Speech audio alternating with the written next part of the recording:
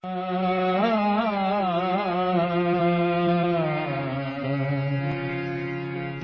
ये है राग बिहाग। बिहाग में ग स्वर वादी है, नी संवादी है। तो इसका आप ऐसे करो, सा ग म प ग म ग रे सा, सा ग म प ग म ग रे सा। इस तरह गामा ग की संगति रहेगी।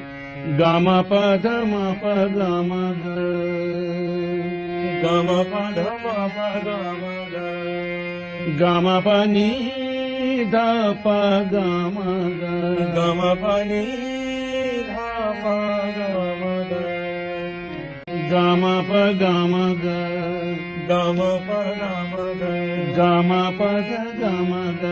गम प ध ग म ग। इसी तरह एक एक स्वर बढ़ाते जाते, गामा प नी ध प ग म ग, गम प नी ध प ग म ग, गामा प नी सा नी ध प म म म ग, गम प सा नी ध प म म म ग रे सा।